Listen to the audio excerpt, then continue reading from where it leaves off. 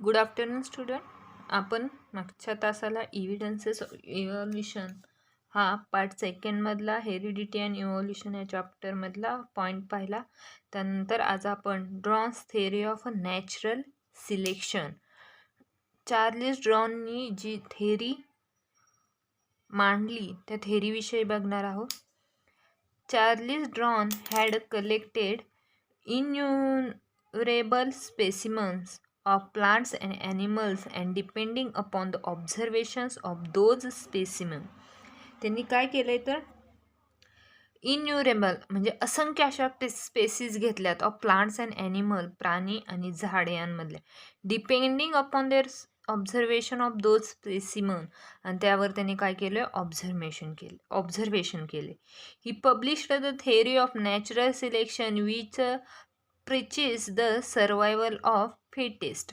म्हणजे त्यांनी काय केलंय ती जे नॅचरल सिलेक्शन होतं ते त्यांनी परचेस करून सर्वायवल केले. For this purpose drawn had published a book title origin of species. आणि त्यांनी जे बुकच्या म्हणजे ज्या पुस्तकाच्या आधारे त्यांनी ही थेअरी मांडली त्याला त्यांनी काय म्हणले, ओरिजिन ऑफ स्पेसीज. त्याला त्यांनी ओरिजिन ऑफ स्पेसीज म्हणले. While explaining the concept, Ron says that all the organisms reproduce prolifically. म्हणजे प्रचंड अशी त्यांची जी थेअरी आहे ती काय झाली, रिप्रोड्यूस झाली. All organism complete with each other in a life threading manner. आणि त्यांची जी थेअरी आहे, जे ऑर्गॅनिझम आहेत ते काय झालेत, जीव घेणे झालेत. म्हणजे थ्रेटिंग मॅनर म्हणजे काय तर जीव घेणे. तर आपण बघूया पुढचा point. Year 1831 in 22 years old म्हणजे 22 वर्षापूर्वी Darwin says that all the organism reproduce prolifically म्हणजे जास्त म्हणजे जे काही ॲनिमल्स आहेत ते काय करतात, खूप आता स्नेक फॉर एक्झाम्पल स्नेक आहे, साप काय करतो, खूप बाळांना तो काय देत असतो, जन्म देत असतो. म्हणजे Darwin says that all organism reproduce prolifically, असंख्य बाळांना, असंख्य ऑर्गॅनिझमला तो जन्म म्हणजे लार्ज अमाऊंटमध्ये तो जन्म देत असतो. All the organisms complete with each other in a life threading manner. त्यानंतर तो काय करतो की ते जे ऑर्गॅनिझम आहेत त्यांचं खाण्याचं किंवा राहण्याचं, फूड अन्न खाण्याचं, शेल्टर, मिल्टिंग इन ॲनिमल, दोघांमधलं भांडण वगैरे या सगळ्या गोष्टी तो काय करतो, लाईफ थ्रेटिंग मॅनर, जीव घेणं किंवा जीव घेणे यासारख्या गोष्टी ते ऑर्गॅनिझम करत असतात. Only those organism sustain which show the modifications essentially for winning the competition. आणि त्यानंतर काय होतं, त्यामध्ये जे ऑर्गॅनिझम आहेत, जे ऑर्गॅनिझम तयार झालेले असतात ते काय होतात, सस्टेन होतात. विच शो द मॉडिफिकेशन, त्यांमध्ये वेगवेगळ्या अशा मॉडिफिकेशन, वेगवेगळे असे बदल होऊ लागतात. Essentially for winning the competition, आणि काय होतात ते विनोईंग होऊ लागतात, वाढू लागतात. Sustaining and selected organism can perform reproduction. आणि त्यामधले जे चांगले, ज्यांमध्ये स्पेशल असं काही कॅरेक्टर आहेत ते काय होतात, selected organism can perform reproduction, ते रिप्रोडक्शन होऊ लागतात. Thereby give rise to the new species with their own specific character. आणि जे जुने ऑर्गॅनिझम असतात ते काय करतात तर नवीन ऑर्गॅनिझम, त्यांच्या नवीन ऑर्गॅनिझमला ते काय देतात, स्पेशल असं कॅरेक्टर देतात. म्हणजेच काय आहे तर कोणताही ऑर्गॅनिझम जो सर्वात जास्त, पहिला पॉईंट होता प्रोफेशली म्हणजे सर्वात जास्त बेबीज तयार करतो, त्यानंतर तो ऑर्गॅनिझम काय होतो, दोघांमध्येही पूर्ण होतो. त्या दोघांमध्ये काय तयार होते, कॉम्पिटिशन तयार होते. आणि ते कॉम्पिटिशन झाल्यानंतर जो जिवंत राहतो त्याच्याकडे काय मिळतं तर स्पेशल कॅरेक्टरिस्टिक्स असतात. आणि ते नंतर ऑर्गॅनिझम आपले स्पेशल कॅरेक्टर काय करत असतात तर ट्रान्सफर करत असतात. म्हणजेच काय, या थेरीमध्ये त्यांनी काय सांगितले, कोणतेही ऑर्गॅनिझम आहे ते त्याच्या स्पेसीजला, त्याच्या बेबीजला काय करतं, लार्ज अमाऊंटमध्ये जन्म देतं. त्या लार्ज अमाऊंटमध्ये त्या स्पेसीजला जन्म दिल्यानंतर त्या दोघांमध्ये, त्या दोन म्हणजे आई मुलगा या दोघांमध्ये काय तयार होते, कॉम्पिटिशन तयार होते. या कॉम्पिटिशनमध्ये जो जिवंत राहतो त्याच्याकडे काय असतं, तर एक ना स्पेशल कॅरेक्टर असतात आणि ते ते नंतर कोणाला देतात, ऑर्गॅनिझम आपले स्पेशल कॅरेक्टर हे जे न्यू येणारे असतात त्यांना काय करत असतात, तर ट्रान्सफर करत असतात. आता त्यानंतर त्यांनी काय सांगितलंय, drones theory of a natural selection was widely accepted for a long duration. त्यांनी एक त्यांची जी नॅचरल सिलेक्शन ही जी थेअरी आहे ती काय केली, वाईडली एक्सेप्ट केली फॉर लॉंग ड्युरेशन, जास्त काळासाठी. त्यामध्ये त्यांनी सम ऑब्जेक्शन सांगितलेत. Natural selection is not the only factor responsible for evolution. म्हणजे ही जी तुमची नॅचरल सिलेक्शन ही मेथड आहे ती फक्त रिस्पॉन्सिबल नाही आहे इव्होल्युशनसाठी, वाढीसाठी, वेगवेगळ्या कारणांसाठी ही रिस्पॉन्सिबल नाही. Darwin did not mention only explanation about useful useless modification. ड्रॉननी फक्त उपयोगी आहे आणि उपयोगी नाही असं मॉडिफिकेशन केलेलं नाही. There is a no explanation about slow change and abrupt changes. म्हणजे काय केले, तर ड्रॉननी काय केले, एक कमी चेंज म्हणजे कमी बदल होणे आणि ॲड्रिप्ट म्हणजे एकदम जास्त असे चेंजेस होणारी ही थेरी मांडली. म्हणजे नॅचरल सिलेक्शनमध्ये त्यांनी वेगवेगळ्या गोष्टी आपल्याला सांगितल्या आहेत. त्यानंतर पुढची जी थेरी आहे ती आहे आपली लॅमार्किझम. काय आहे, लॅमार्किझम. आता इथं जीन लिहिले पण त्यांना काय म्हणतात, John बेप्साइड लॅमार्क,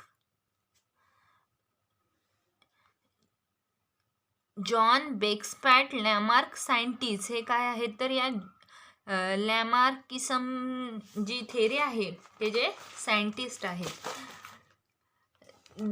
that Lamarck proposed that morphological changes during in living organism are responsible for evolution, and reason behind the morphological changes is activities or laziness of that organism. म्हणजे काय केले यांनी, activities or laziness of the organism तयार केलं.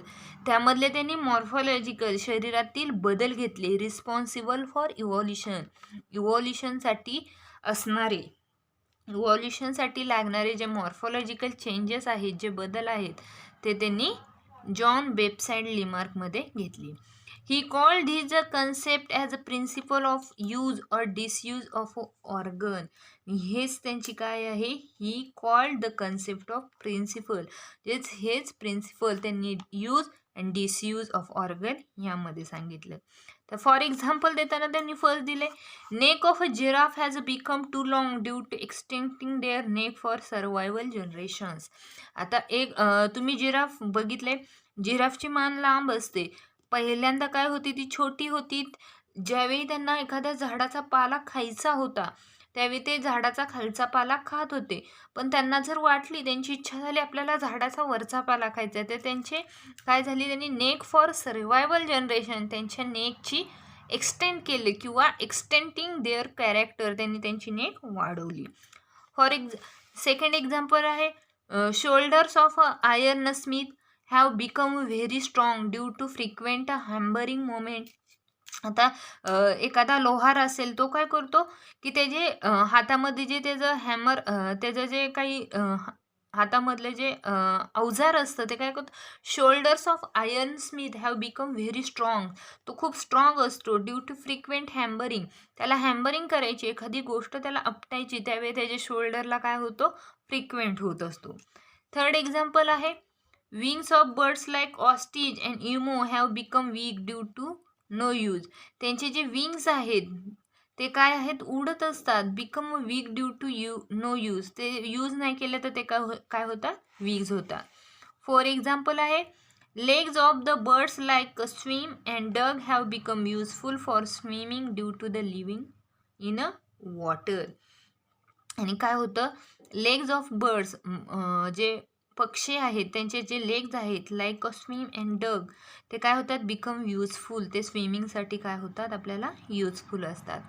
Fifth example आहे, snake have lost their legs by modification in their body for a burning habit. म्हणजेच काय होतं, त्यांचं जे हॅबिट आहे, snakes have lost their legs by modification in their body, त्यांमध्ये काही ठिकाणी त्याची काय नाही, बॉडी नाही, फॉर अ बर्निंग हॅबिटसाठी.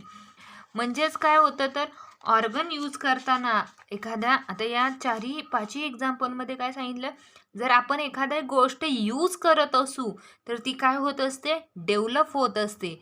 आणि जर एखादी गोष्ट आपण यूज करत नसू तर ती काय होत असते, वीक होत असते.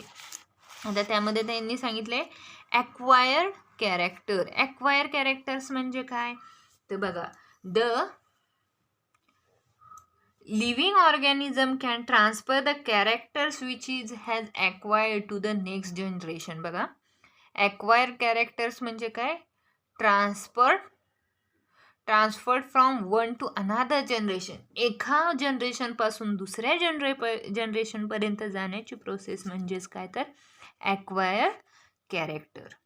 त्यानंतर development of organ due to specific activities of the degeneration due to no use was widely accepted. म्हणजे आता काही सायंटिस्टनी काय केले, तर डेव्हलपमेंट ऑफ ऑर्गन, स्पेसिफिक ॲक्टिव्हिटीजमध्ये काही जे ऑर्गन आहेत ते काय झाले, डिजनरेट झालेत, due to the no use, काही यूज नाहीत, इज वाईडली ॲक्सेप्टेड, ते त्यांनी काय केलेत, ॲक्सेप्टेड केलेत. But these character transferred from generation to generation, पण जी गोष्ट एका जनरेशनपासून दुसऱ्या जनरेशनला मिळाली ती त्यांनी काय केली, रिजेक्ट केली. त्यांनी काय केली, रिजेक्ट केली.